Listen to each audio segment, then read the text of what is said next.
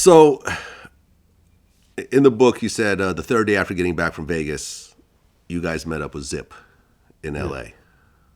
At Wingstop. At Wingstop. Yeah. Not Wingstop, but Hot Wings. LA Hot Wings. Yeah. Yeah. And I guess you said that Puffy called and said, "Was that us?" And you didn't say nothing. I didn't say nothing. Yeah, you're right. There's also, you go into the book that apparently there was supposed to be $1 million that Zip was supposed to bring back, but he ended up keeping the money and buying a nightclub with it. That's what the FBI said. The FBI said that. Yeah. Yeah. You guys never got any money Never. for anything. Nothing. Not even a pair of Sean John drawers. You know what I'm saying? That's crazy. It seemed like Puff do that though. He seemed like every time some bad shit go around here, it look like it's some shit on the grass. He don't step around that shit. He get away from that bullshit. Okay. Yeah. Well, you talked about how you made a crucial mistake by having a big meeting in the neighborhood. Yeah, it wasn't in the neighborhood. It was at a park outside the neighborhood. Okay, in Cerritos. Yeah. Okay. And what was the mistake that you made? I said I was just going to get some bread from Puff to get us some guns because they kept on raiding our houses, taking our guns. And there was informants that was listening to this whole conversation. Yeah, they was there. Yeah. Exactly. And they reported that back. Yeah. I wish you can enter the FBI's. They don't do shit like this. You know what I'm saying? Greg Kaden, he was just an LA detective. You know what I'm saying? Yeah. And he act like he made me crumble and all that. He didn't make me crumble. It's my friends around me. They took me down. Right. Because, well, your whole life is being turned upside down at this point. Exactly. You had this multi-million drug operation done. Yeah. FBI, police raids, guns being taken, people starting to turn informant and turning against you. Exactly. It was that one event changed everything in your life. Exactly. How stressed out were you during this time? I was just watching my ass more likely, you know what I'm saying? Well, Suge, because of that fight, Suge was looking at violating his probation. Yes. Because, I've covered this already. Earlier there, he had pulled out a gun on these two producers and shot it in the air and made them strip. Yeah. And he was on probation over that situation. Yeah. I interviewed the president of Solar Records who talked about that. They're in the building. We're paying all the bills. We get a phone bill from the studio floor that was something like, I want to say, $8,000 for a month. Okay.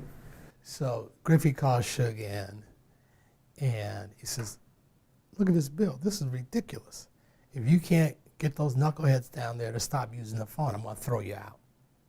So that night, Suge comes into the building, goes up to the third floor, and one of the Stanley brothers was on the phone.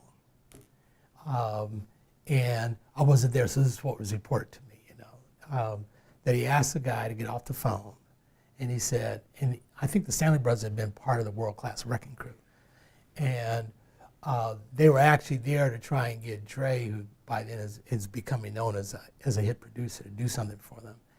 And so he tells Suge, he didn't know who Suge really was. He said, hey, look, I'm one of Dre's guests. Go talk to him. And Suge said, I don't talk to him. I run this. He said, man, go, leave me alone. So Suge apparently goes out, goes back downstairs to his car, gets a gun, comes back, puts the gun to his head, and says, motherfucker, I told you to get off the phone.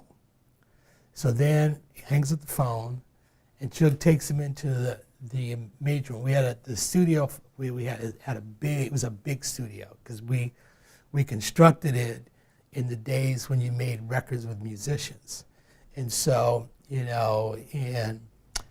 the olden days, if you want to do a string date, you would bring in the string section from the LA Philharmonic, and that's how you do string overdubs and stuff. So we had a studio that was big enough to accommodate all those. So Suge brings him into the studio and has everybody, people from the rehearsal. He said, I want you all to come in here. And he said, this is what's going to happen if you use that phone. And so he tells the guy, take off his clothes. And he says, I'm not taking off my clothes. So then he shoots the gun he has by the guy's ear. So Suge was already on probation. Here he is in this video kicking Orlando. He tried to say that he slipped and he was trying to stop it. Yeah.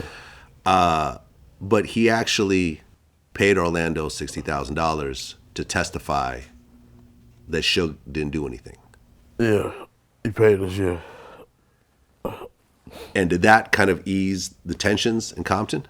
Yeah, stopped it, yeah. Right.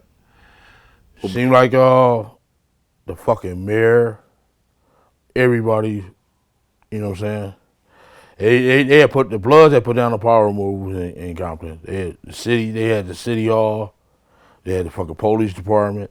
You know what I'm saying? He buying fucking all kind of shit for them, all that shit. So they kind of took over. So that made us really stay up out of Compton.